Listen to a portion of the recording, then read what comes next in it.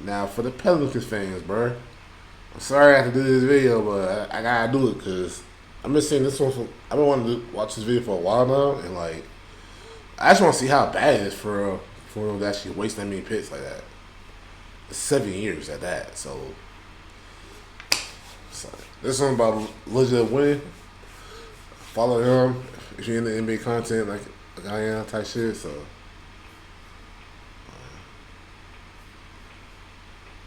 let's see how the Pelicans were to waste 13 first round picks in 7 years.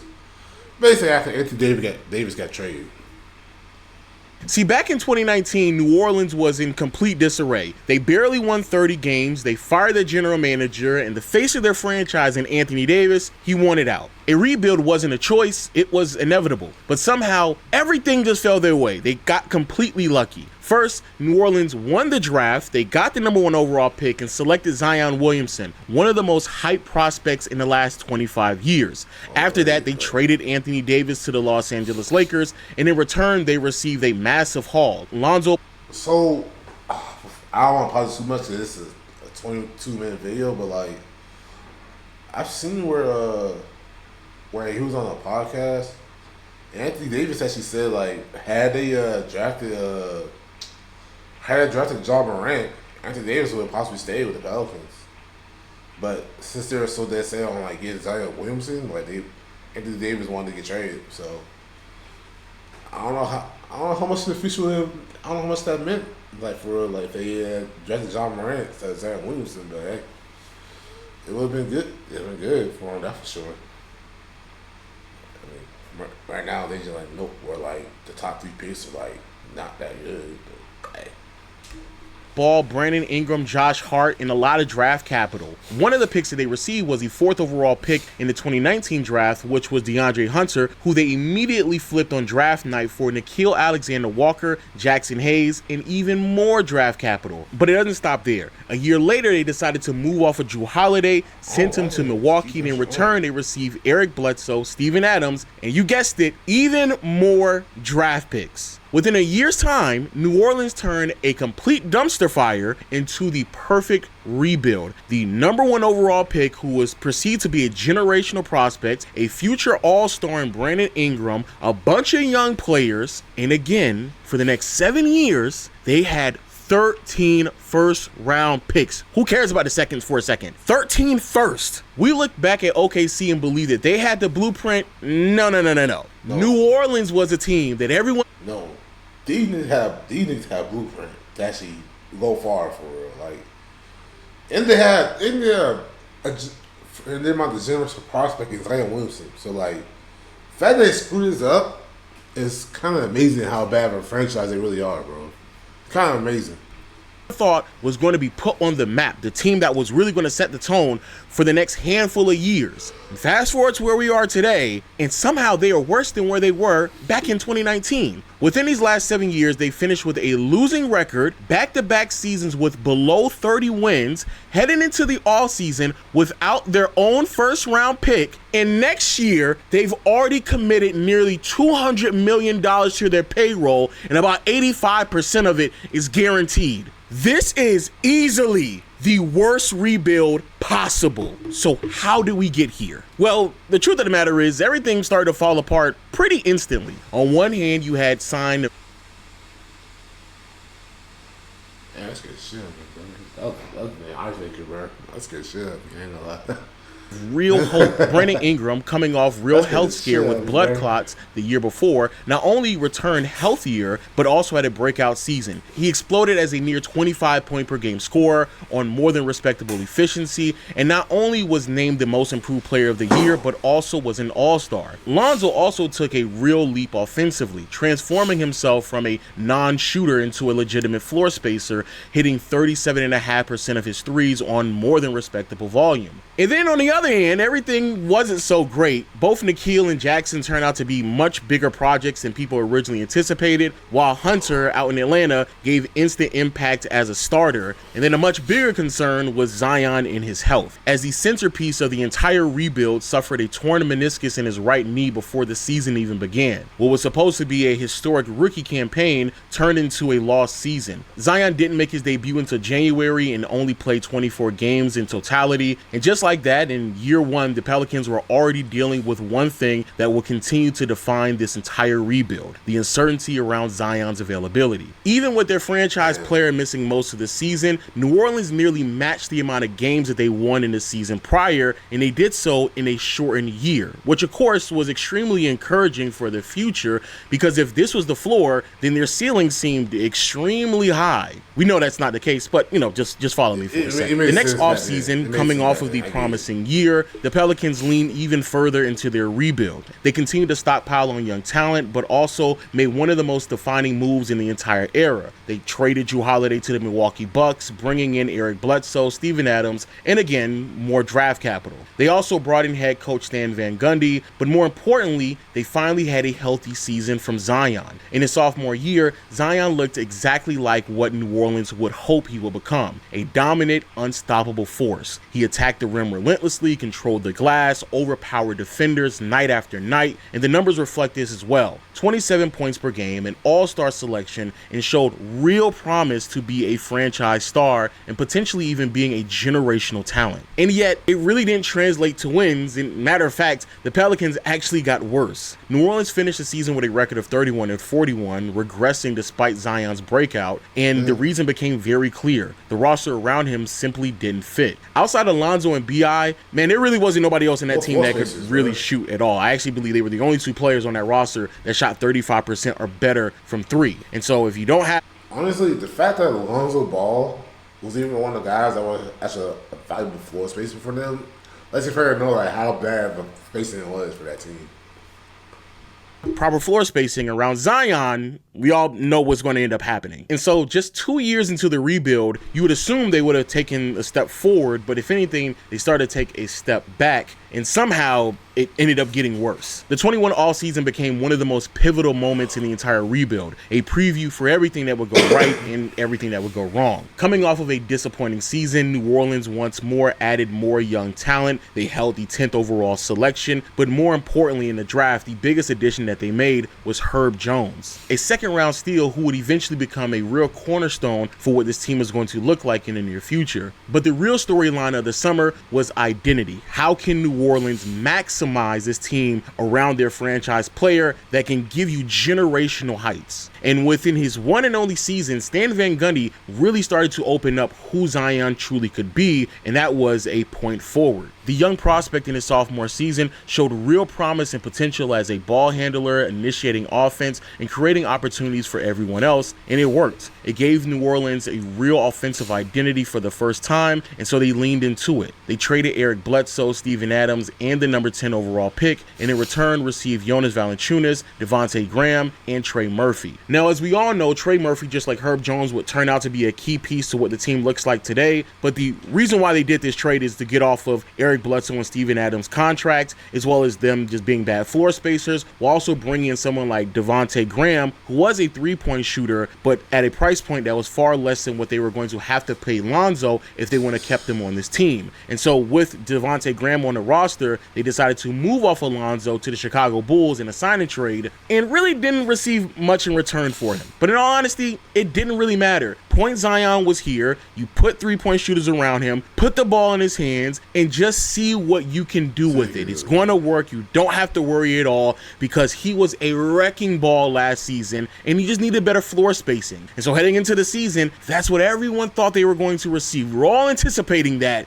And then, things fell apart once more due to injuries. During the offseason, Zion suffered a Jones fracture in his foot. At first, it didn't seem catastrophic. He was expected to come back by the start of the season, but then his return got pushed back to Christmas, and then it got pushed back to the All-Star break, and then eventually he was ruled out for the entire year. And just like that, you have another lost season in the books. Without Zion, the entire system collapsed as the Pelicans leaned heavy into this idea of making Zion a more heliocentric player. But in the middle of the season, New Orleans tried their best to salvage what they could of the year. The Pelicans front office immediately started to realize that being that dependent on Zion probably isn't the greatest thing in the world. Yeah. So they decided to go after someone who was a bit more dynamic than I just never understand. They were so quick to pull the trigger of trading Lonzo Ball to where like it was able to screw him over.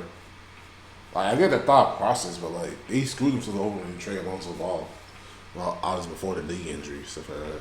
Devontae Graham, and more importantly, Nickeil was taking way too long to start to progress as a young prospect, so they decided to trade Nickeil Alexander-Walker alongside Josh Hart and the 2025 first-round pick that they received from Milwaukee in the Jrue Holiday trade to Portland, and in return, they received CJ McCollum. The idea was very simple: add shooting and a veteran presence around Zion when he returned, and the impact should be great enough to elevate this team to playoff status. But the impact was far more immediate than they thought. With CJ on the roster, he brought stability, scoring, and leadership, and somehow the Pelicans started to win. They rallied into the play-in, fought their way to the playoffs, and made their first postseason appearance during the rebuild. Now, it didn't last long. They were eliminated in the first round, but for a moment, it looked like the rebuild finally had its direction. There was a real structure, an identity, and tangible momentum. The only question is, what was it all going to look like when Zion was back?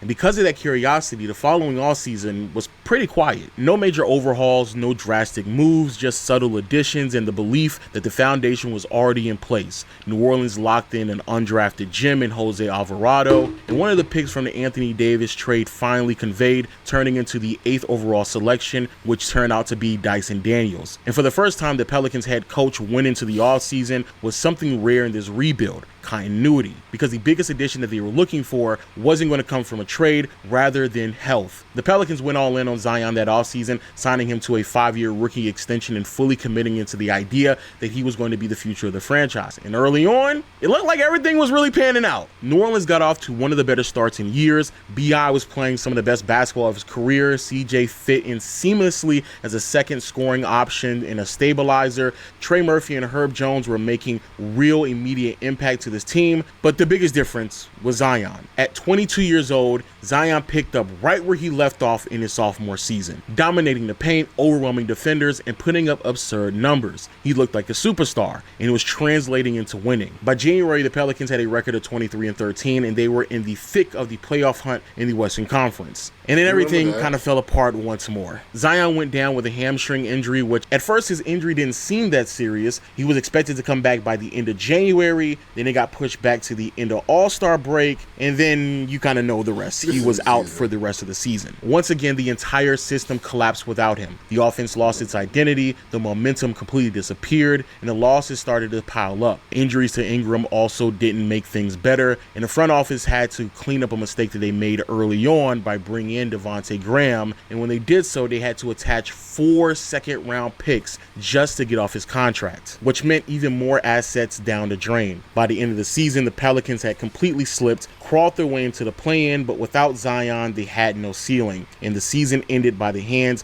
of the Oklahoma City Thunder. A season that was playoff bound once more ended very similar like the year prior. If your best player in Zion is not available, then what exactly can you accomplish? New Orleans kind of just rolled the dice once more the following season. They didn't really make any true adjustments or additions to the team. They drafted Jordan Hawkins, but for the most part, they just relied on their internal growth and rolled the dice once more in believing that we are great. We are a true playoff team if Zion is healthy and available. And once more, it really did pan out for them. Herb Jones took a leap as a shooter, Trey Murphy continued to rise, Dyson kept developing, Brandon Ingram consistently provided some scoring punch, while CJ McCollum provided the stability and consistency that you would see from a veteran. And finally, Zion was healthy. For the first and only time in his career, Zion played 70 games. The season didn't start perfectly, but down the stretch he found his rhythm. He closed the final months averaging nearly 24 points per game, and everything was clicking. New Orleans delivered, and they finished the season 49-33, the second best record in franchise history. This was it. This is the season that you're supposed to produce when you're going through a rebuild. 49 wins, nearly a 50-win season. But unfortunately, they're in a brutal Western Conference, so it ain't. 49, it's crazy that year. 49 wins wasn't even enough to give them a top 6 seed, bro. They were in the play-in that year. And of course, I know what happened next. It's like, they're getting into the play-in game.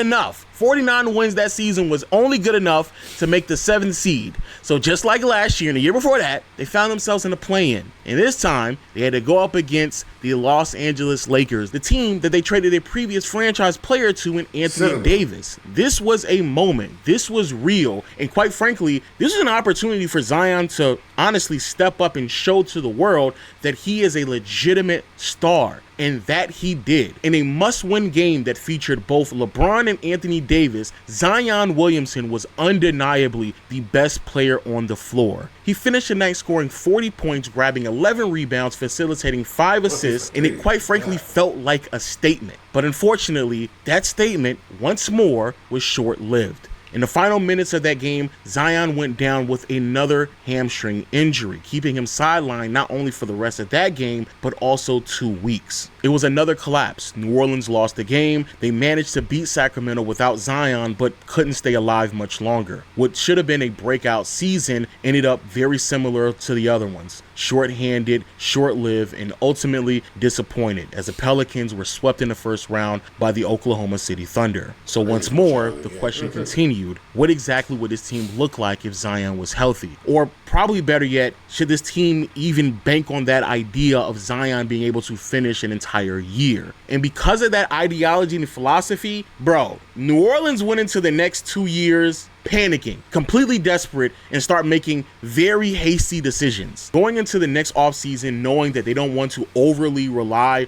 on Zion anymore, and also knowing that B.I.'s tenure in New Orleans is coming to a conclusion as Ingram was looking for a max or a near max contract extension, and the Pelicans weren't willing to give him that, especially with both Herb Jones and Trey Murphy emerging as quality wing presence in the league. New Orleans knew they had to be a bit more flexible and versatile from a scoring perspective, especially in the backcourt. So what they decided to do was trade Dyson Daniels as well as 2 first-round picks to the Atlanta Hawks for DeJounte Murray. On paper, it made sense. Murray brought in perimeter defense, shot creation, and playmaking, a perfect blend of what you saw from Jrue Holiday and Lonzo Ball with a slightly higher offensive upside. He was coming off of his best scoring season of his career, over 22 points per game, 6 assists, and easily the best three-point shooting season of his career as well. This was supposed to stabilize everything and also give them far more flexibility moving forward, as they didn't have to overly depend on both Zion and Brandon Ingram if they needed to make any type of changes in their roster. But everything fell apart pretty quickly.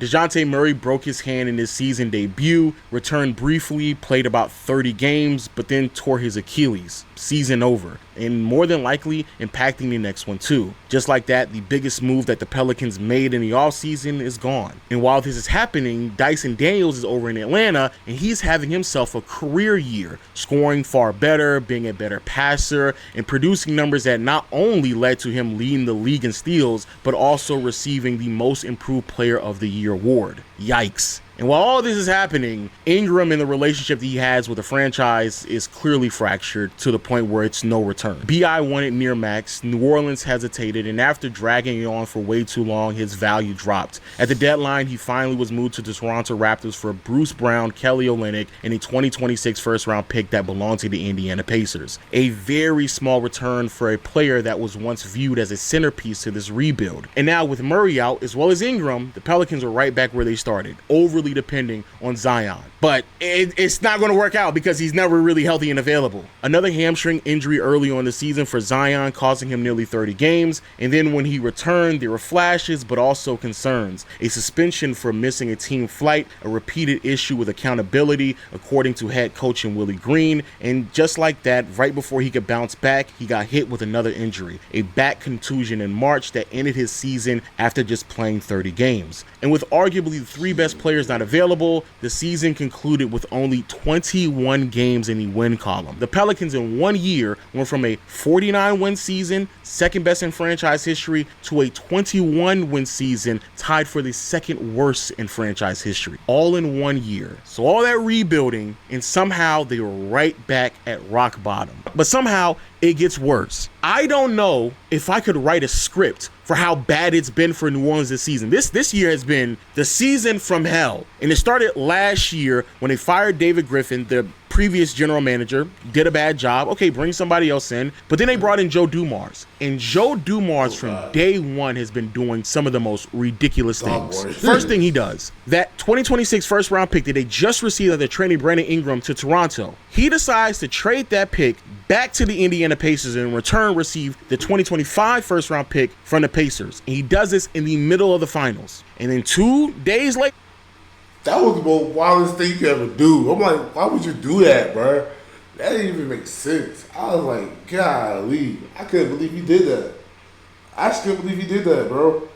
I think they're also the team that traded their own first round pick to the freaking Hawks too on the draft night. I'm like, why? There were a couple of games later, Tyrese Halliburton tears his Achilles, sidelined for the rest of the finals, as well as all of this season, which then translated them into receiving the second worst record in the NBA. So, out the gate, you just lost a top. He cost him a top 4 pick in the draft by trading him back to pick. Like, why would they do that? Why? I never understand why he would do that. 5 pick. Terrible. So what exactly do you do with this new draft pick that you have from the Indiana Pacers? You trade it immediately. The Pelicans had the 7th overall pick because how bad their year was last season, and so that turned out to be Jeremiah Fears. They then decide to package the Pacers' first round pick. This was a dumb pick. This was a dumb trade too. This was such a dumb trade. Like, it was such a bad trade. And trade their next year's first round pick and gives it to Atlanta so they can move up in the draft to receive Derek Queen. As we all know, fast forward to where we are right now, the Pelicans are one of the worst teams in the NBA. Derek Queen is amazing. He's fantastic. But effectively, basically what New Orleans has done is traded 2 picks that are going to turn out to be top 5 selections in one of the most loaded draft classes in the last 20-some years. 2 of them for Derek Queen. Derek Queen is nice. He ain't that good. So out the gate, it started off nasty. Following that, Joe Dumars says, you know what we need to do? We need to trade CJ McCollum for Jordan Poole because we need more ball handling while DeJounte Murray is out for probably most of the season. They bring in Jordan Poole, and not only is Jordan Poole missing games, but he's horrendous while also being on one of the worst contracts in the NBA. Poole is not scoring efficiently, terrible defensively, and also he's getting paid north of $30 million.